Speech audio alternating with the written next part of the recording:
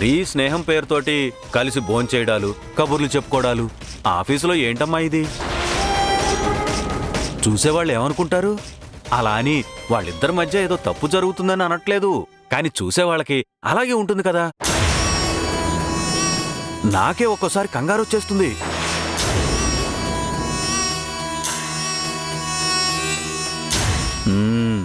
బాగానే పనిచేస్తున్నాయి మన మాటలు. పాపం ఇందు మంచి అమ్మాయే అనుకుంటాను కదా. అమ్మా, అందరూ మంచివాళ్లే, చెడ్డవాళ్ళు ఎవరు చెప్పు? ఎవరెవరు చేసేది వాళ్ళకి మంచి, అవతల వాళ్ళకి చెడుగా కనబడుతుంది. కొంతమంది తప్పేం కాదు కదా అన్నట్టుంటారు. అర్థం చేసుకోవాలి నువ్వు. సరేనమ్మా, జాగ్రత్త. నిశ్చితార్థం కాబోతుంది, అన్నీ ఆలోచించుకుని కొంచెం లిమిట్స్లో పెట్టుకోమని చెప్పమ్మా. అదే అందరికీ మంచిది. బయలుదేరమ్మా, బయలుదేరు.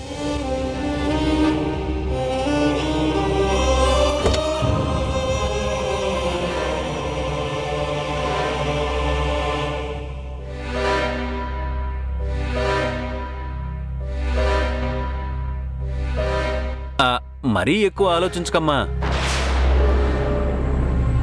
కానీ ఆలోచించు, లైఫ్ కదా.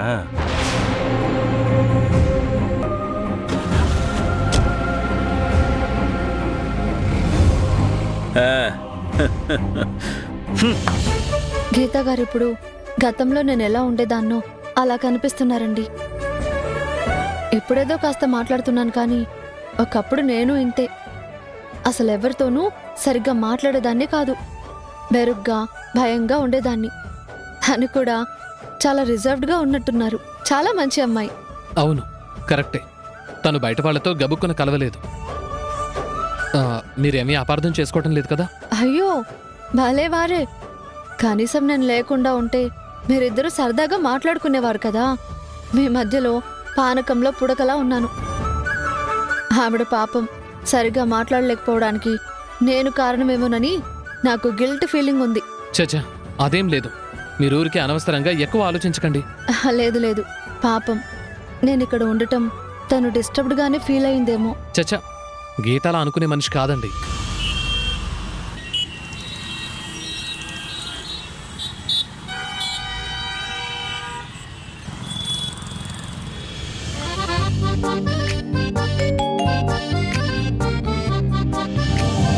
మెసేజ్ కూడా పెద్ద ఉత్తరం రాసినట్టు పంపించింది. ఏంటో. ఇవాళ అలివేణి ఫోన్ చేసింది. ఇంటికొకసారి రమ్మని చెప్పింది. నేను మా ఇంటికి వెళ్ళి 8 తిరిగి మన ఇంటికి వచ్చేస్తాను. నేను మా ఇంటికి వెళ్ళే విషయాన్ని డైరెక్ట్గా మీకు చెప్పాలని ఉన్నా, నేను మాట్లాడే ప్రతి మాట మీకు పోట్లాటగానే వినపడుతుంది. నాకు పోట్లాడడం ఇష్టం లేదు. పైగా నేను డైరెక్ట్గా మీ దగ్గరకు వచ్చి మాట్లాడినా ప్రయోజనం ఉండదు. నేను మీ ముందు నిలబడి మళ్ళీ మెసేజ్ ద్వారానే సమాధానం వినాలి. అందుకే మీ దగ్గరికి వచ్చి చెప్పకుండా మెసేజ్ ద్వారా విషయం చెప్తున్నాను. వెళ్ళిరానా? ఇప్పుడు ఈవిడ గారికి నేను రిప్లై ఇవ్వకపోతే వెళ్ళడం మానేస్తుందా? నన్ను అపార్థం చేసుకొని ఇల్లు విడిచిపెట్టి వెళ్ళొద్దు అని బ్రతిమలాడాను. అస్సలు ఆగిందా? ఇప్పుడు మాత్రం నా రిప్లై ఎందుకో?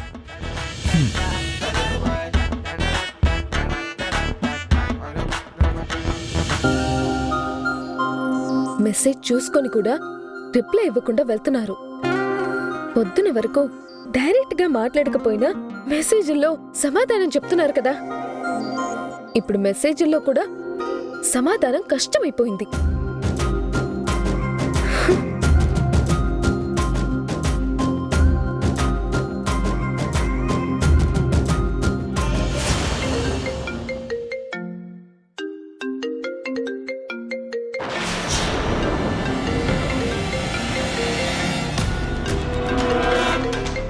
ఇది ఫోన్ చేస్తుందేంటి మనకి?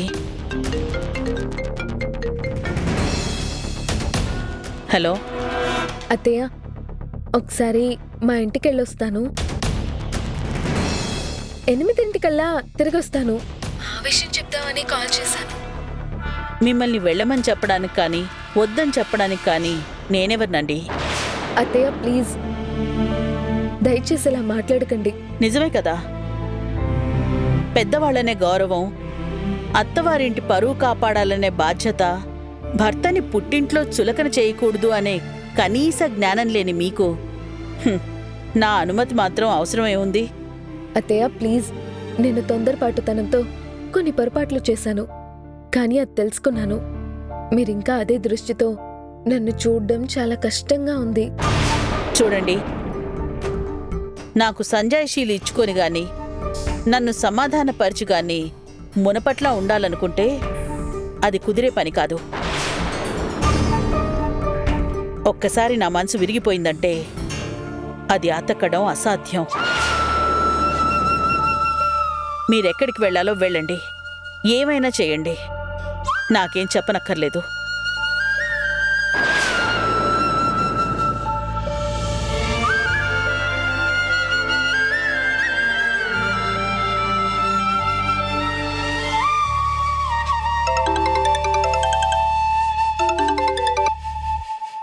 అమ్మ మధు, మావయ్య, అలివేని నన్ను ఒకసారి చూడాలని కాల్ చేసింది. నేను ఒకసారి మా ఇంటికి వెళ్ళి 8 తిరిగి వచ్చేస్తాను. ఈ విషయం చెప్పడానికి నాకు ఫోన్ చేయాలమ్మా? నువ్వు వాడు ఆఫీస్లోనే ఉన్నారు కదా, నందుకి చెప్తే సరిపోతుంది కదమ్మా. ఆయనకి నేను చెప్పాల్సింది చెప్పాను మావయ్య. ఆయన వెళ్ళమంటున్నారో వద్దంటున్నారో నాకేం అర్థం కావడం లేదు. అందుకే నేను వెళ్ళొచ్చే విషయం కనీసం మీకైనా చెప్పాలి కదా అని మీకు ఫోన్ చేశాను. వాడింకా అలాగే ఉన్నాడమ్మా నీతో? నేను తప్పు చేశాను కదా మావయ్య. తొందరపాటికి నా పొరపాటుకి ఆయన పద్ధతిలో సమాధానం చెప్తున్నారు. తప్పులు చేసినప్పుడు పడాలిగా మావయ్య. సరే, నేను వెళ్ళొస్తాను మావయ్య. అలాగే అమ్మా, జాగ్రత్తగా వెళ్ళిరా. ఉమ్.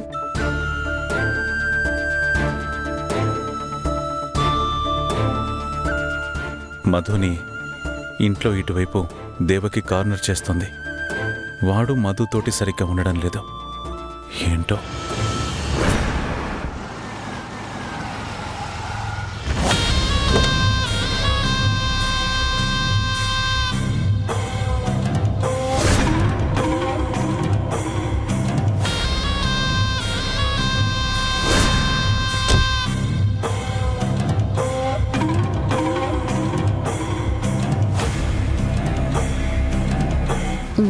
Thank you madam.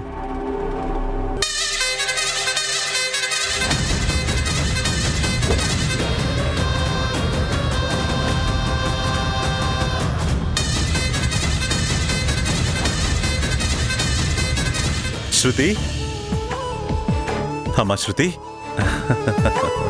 ఏయ్ శృతి, హాయ్, వాట్ ఎ సర్ప్రైజ్. అయ్యో, నా మనవరాలు వచ్చింది. ఎన్నాళ్ళు ఒక్క శకుంతలతోనే వేగలేక చేస్తున్నాను.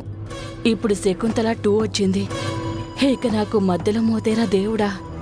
ఈవిడ గారి చదువులు పూర్తయిపోయి త్వరలో వచ్చేస్తుందని మాట్లాడుకుంటుంటే విన్నాను. ఆ త్వరలో అనేది ఇంత త్వరగా వచ్చేస్తుందని అస్సలు అనుకోలేదు. రారా. నమస్కారం అమ్మాయి గారు, బావున్నారా? ఇదేనా రావడం? లేదే, వచ్చి 2 రోజులైంది. ఆ గేట్ దగ్గర నిలబడి ఇంటికి కాపలా కాసి ఆ తర్వాత హరే ఇది నా ఇల్లే కదా అని అప్పుడు గుర్తొచ్చి లోపలికొస్తున్నాను. మీరు ఫారెన్లో చదువుకున్నా భలే తమాషాగా మాట్లాడుతున్నారు అమ్మాయి గారు. ఏయ్ నోర్మి, ఎదురుగా చూస్తూనే ఉన్నావు, మళ్ళీ ఇదేనా రావటం అని ప్రశ్న ఏంటి? ఇదిగో, ఈ సూట్ కేసు తీసుకెళ్లి గదిలో పెట్టు. గది శుభ్రం చేసావా? ఆ అమ్మగారు. ఏయ్, అలాగే ముట్టుకుంటున్నావేంటి? ఇల్లు తుడుస్తున్నావు, ఆ మురికి చేతులతోనే వచ్చి నా సూట్ కేసుని ముట్టుకుంటావా ఏంటి? వెళ్ళి హ్యాండ్ వాష్ చేసుకునిరా. అలాగే అమ్మగారు. ఏంటమ్మా, ఇల్లు తుడుస్తుంది గాని తుడిచేది ఒట్టి చేతులతో కాదుగా. మాప్ స్టిక్ పెట్టుకొని తుడుస్తుంది. చేతులకేముంటుంది కడుక్కోవడానికి? డాడీ, మీరు ఈ ఇంటి కోడల్ని వెనకేసుకొచ్చినట్టు ఇంట్లో పని వాళ్ళని కూడా వెనకేసుకొని రాకండి. మీరు ప్యాంపర్ చేయబట్టే అందరూ పాడైపోతున్నారు. అలా చెప్పు. ఏంటి చెప్పేది? రాగానే మొదలెట్టేశారా? మీరు కాస్త కీ ఇవ్వడం తగ్గిస్తే మంచిది. అమ్మగారు, ఇప్పుడా ఇల్లు తుడిచేది? ఏంటి మమ్మీ, వీళ్ళతో పని ఇలాగైనా చేయించుకోవడం? పొద్దున్నే ఇల్లు తుడిచానమ్మా. జ్యూస్ కింద ఒలికిపోతేను అది మళ్ళీ తుడుస్తున్నాను. కళ్ళు నెత్తిన పెట్టుకుంటే జ్యూస్ ఒలికిపోకుండా ఎలా ఉంటుందే? తిన్నగా నడవాలి, తిన్నగా తీసుకురావాలి. జ్యూస్ ఒలకపోసింది నేను కాదమ్మా, మీ అమ్మమ్మ గారు. మరే చెయ్యి జారిపోయింది. అవును శృతి, నీ చదువులు పూర్తి చేసుకుని వచ్చే నెల వస్తావనుకుంటే ఇప్పుడే వచ్చేసావేంటే?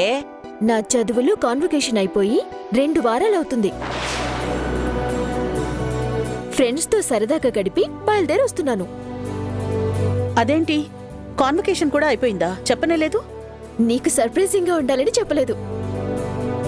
మొన్న ఫోన్లో మాట్లాడేటప్పుడు సుధీర్ ఎంగేజ్మెంట్ కూడా వస్తానో రానో అన్నావు కదమ్మా. రాకుండా ఎలా ఉంటాను? ఒక్కసారి నేను రానందుకే మహా గొప్పింటి నుండి పెద్ద కోడల్ని తెచ్చారు.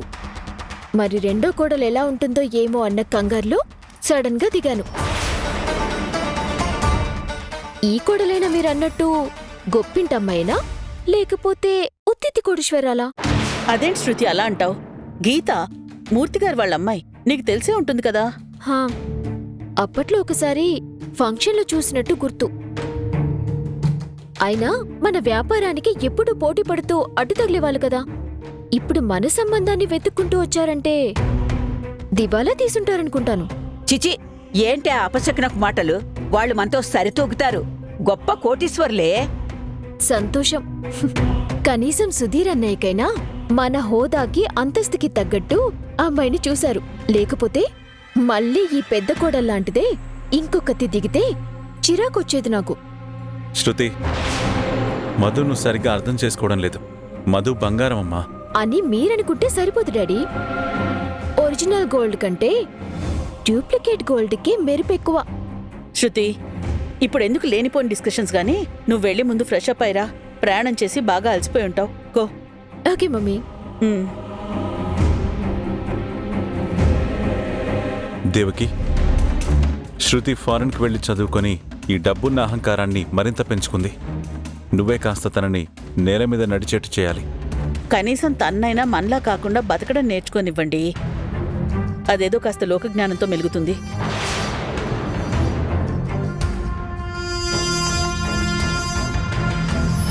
సరిగ్గా టైంకి శృతి వచ్చింది.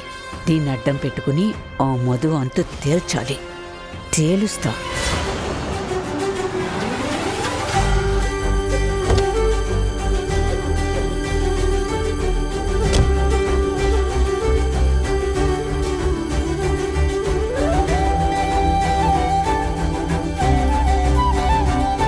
నానా, రా తల్లి, కూర్చో. ఏంటే ఇన్ని పట్టుకొచ్చావు? తీసుకురాని, కనీసం కూతురు తెచ్చిందనైనా నా కొడుకు తింటాడు. నా సంగతే ఉందిలే అమ్మా, నువ్వు సరిగ్గా తినటం లేదు. ఈ ఫ్రూట్స్ అవి నువ్వే తినాలి. మీ ఇద్దరు తర్వాత ఫ్రూట్స్ స్వీట్స్ కబుర్లు చెప్పుకుంటూ తినండి. నాకు ఆకలి దంచేస్తుంది. అమ్మా, తినడానికి ఏమైనా ఉందా? ఆ ఫ్రూట్స్ కట్ చేసి పెట్టు అమ్మాయికి. నానా, ఫ్రూట్స్ తింటే ఆకలి తీరదు. నాకు బాగా ఆకలిగా ఉంది. అమ్మా, ఏమండావు మధ్యాహ్నం? మధ్యాహ్నం వండింది కొంచెమే ఉంది, సరిపోదు. నీకు దోశలు పోసివనా? ఆ పని చెయ్యి, అర్జెంట్ గా పట్రా ప్లీజ్. బాగా ఆకలిగా ఉంది. నువ్వు వెళ్ళి చేతులు కడుక్కురావే. అలాగే తింటావా ఏంటి? తిన్న తర్వాత ఎలాగో కడుక్కుంటాం కదే. వెళ్ళు, చేతులు కడుక్కురా.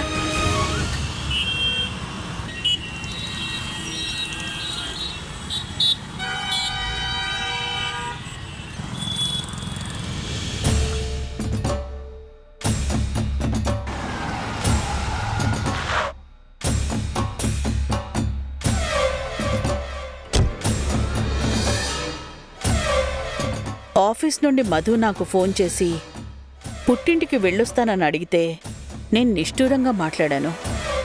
నా మాటలకు అది హర్ట్ అయ్యి పుట్టింటికి వెళ్లకుండా నేరుగా ఇంటికి తిరిగొచ్చేస్తుంది అనుకుంటే ఇక్కడికి రాకుండా పుట్టింటికి వెళ్ళిందన్నమాట. సర్లే, ప్రస్తుతానికి అది రాకపోవడమే మంచిది. కాసేపైనా ప్రశాంతంగా ఉండొచ్చు. రేయ్, ఏంట్రా నువ్వు ఇంటికి వచ్చేసావేంటి? ఏ, నేను ఇంటికి రాకూడదని అనుకున్నారా ఏంటి? అది కాదురా, మధు పుట్టింటికి వెళ్తానని నాకు ఫోన్ చేసి చెప్పింది.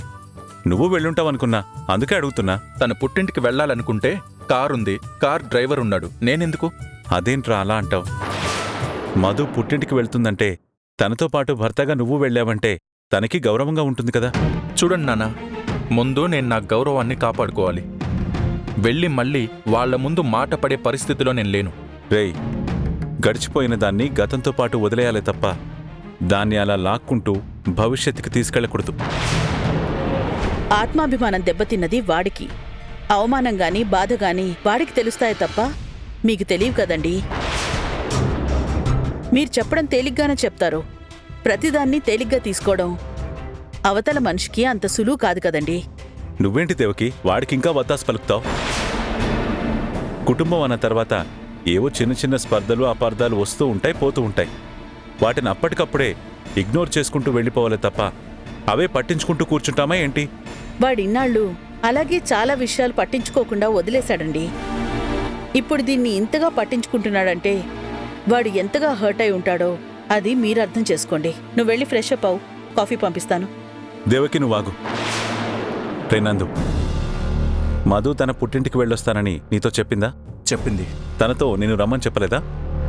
తను చెప్పలేదు. రమ్మని అడిగినా నేను వెళ్ళుండేవాణ్ణి కాదు. రేయ్, మరీ ఇంత పంతమైతే ఎలారా? ప్లీజ్ రా, కాస్త అర్థం చేసుకో, సర్దుకుపో. చూడండి నాన్న, నేను అవతలి వాళ్ల కోసం బతకడం మొదలు పెడితే నా జీవితం నేను జీవించలేను. నేను లేనిపోని బ్యాగేజ్ని మైండ్లో పెట్టుకుని లైఫ్ని కాంప్లికేట్ చేసుకోవడం నాకు ఇష్టం లేదు. అందుకని నువ్విలాగ కట్టుకున్న భార్యని దూరం పెట్టడం కరెక్ట్ కాదురా. నేనెవ్వరినీ దూరం పెట్టడం లేదు. అలాగని దగ్గరికి తీసుకొని నెత్తినా ఎక్కించుకోదలుచుకోలేదు. నా స్పేస్లో నేనుంటాను, తన స్పేస్లో తనుంటుంది. అప్పుడు ఎవ్వరికీ ఏ ప్రాబ్లమూ ఉండదు. రేనందు, స్పేస్ అనేది ఇలాంటి విషయాల్లో కాదురా. నాన్న ప్లీజ్, మీరు నాకంటే పెద్దవాళ్ళు, కానీ నేను ఇవేమీ తెలియనంత చిన్నవాణ్ణి కూడా కాదు కదా. ప్లీజ్ నాన్న. హే శృతి, నువ్వెప్పుడొచ్చావు? చెప్పనే లేదు. సుధీర్ అన్నయ్య ఎంగేజ్మెంట్ కదా, సర్ప్రైజింగ్ గా ఉంటుందని చెప్ప పెట్టకుండా వచ్చేసాను. Good good. ఏంటి సంగతులు? అసలు నువ్వు రావడానికి నెల పడుతుందన్నావు, మళ్ళీ సడన్ గా వచ్చేసావు. అక్కడ స్టడీస్కి ఏం ఇబ్బంది లేదు కదా? నా స్టడీస్ అయిపోయి కాన్వకేషన్ కూడా అయిపోయింది, అందుకే బయలుదేరి వచ్చేసా. హే, కాన్వకేషన్ నెక్స్ట్ మంత్ అన్నావు. అవన్నీ ఉత్తిత్తనే. కాన్వకేషన్ అయిపోయి 2 వీక్స్ అవుతుంది. నేను సరదాగా నా ఫ్రెండ్స్ తో గడిపేసి వస్తున్నాను. కాన్వకేషన్ అయ్యి 2 వీక్స్ అవుతుందా? కనీసం అయిపోయాక చెప్పవా? అయినా కాన్వకేషన్ అయిన తర్వాత 2 వీక్స్ అక్కడే ఏం చేస్తున్నావు నువ్వు? ఇదిగోండి, నేనేం చిన్నపిల్లని కాదు. నన్ను ఇలా క్వశ్చన్ చేయటం నాకు ఇష్టం ఉండదు. కాన్వకేషన్ అయిపోతుంది, నేను ఇక్కడ ఫ్రెండ్స్ తో గడిపొస్తానని చెప్తే మీరింకా నన్ను చిన్నపిల్లలా ట్రీట్ చేస్తూ వెంటనే బయలుదేరరా అని చెప్పి మీ వర్షంలో మీరు మాట్లాడతారు. నాకు చిరాకు వస్తుంది, అందుకనే ఇలా చేశాను. ఎందుకంత కోపపడుతున్నావు? కోపం కాదు, చిరాకు. సరే సరే, ఏదో సరదాగా గడిపొచ్చావు, అయిపోయిందిగా, ఎందుకు చిరాకు? రిలాక్స్. నేను వెళ్ళి ఫ్రెష్ అప్ అయి వస్తాను.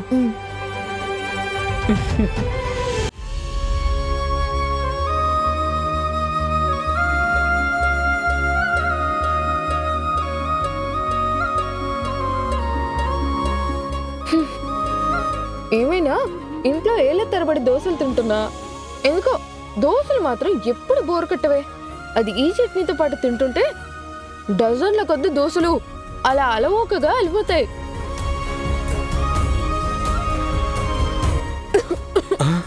అయ్యో, మెల్లగా మెల్లగా తినవే, తాగు.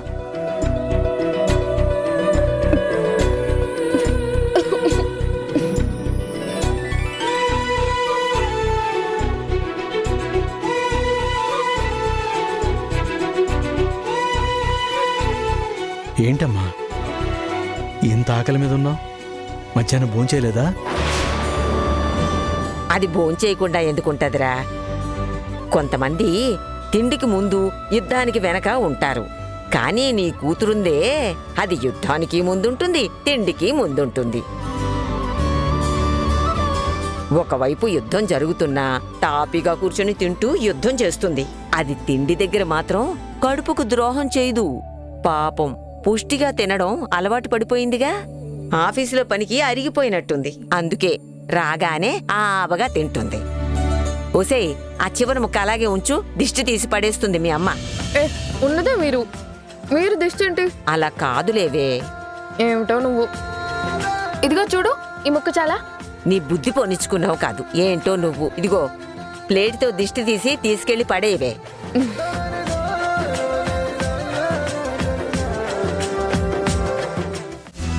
అమ్మయ్యా, ఇప్పుడు హాయిగా ఉంది. ఇంకేంటి కబుర్లు? టైంకి మెడిసిన్స్ వేసుకుంటున్నావా నువ్వు? అన్నం తిన్నట్టే తినాలి కదా ఇన్నిన్ని టాబ్లెట్లు. తప్పదే, బంద వరకు లాగాలి కదా బండి. ఏముందో నా బొంద. ఇంకేంటి నాన్న విశేషాలు? విశేషాలేమున్నాయమ్మా, నువ్వే చెప్పాలి. మీ అత్తయ్య ఇంట్లో మీ అత్తయ్యతోనూ భర్తతోనూ సర్దుకుపోతున్నావా? నేను సర్దుకుపోవడం ఏంటి నాన్న, వాళ్లే నాతో సర్దుకుపోతున్నారు. ఏదో నేను దూకుడుగా కొన్ని చేసి వాళ్ళని ఇబ్బంది పెట్టేసుంటాను. 1-2 రోజులు అటు ఇటు ఉన్నారు గాని ఇప్పుడంతా ఫైన్. అందరూ హ్యాపీయే, ఏ ఇబ్బంది లేదు.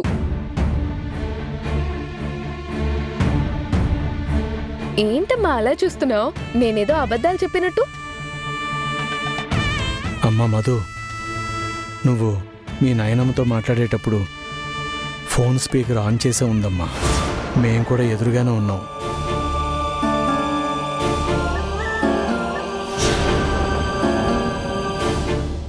నువ్వు సపోర్ట్ చేసావంటే వాళ్ళిద్దరినీ శాశ్వతంగా విడదీసేయచ్చు. ఏమంటావ్? నీకు కొన్ని విషయాలు ఇష్టం ఉన్నా లేకపోయినా వాళ్ళకి నచ్చినట్లు నువ్వు సర్దుకుపోమ్మా. అలా సర్దుకుపోతానని నాకు మాటివ్వు తల్లి, మాటివ్వు.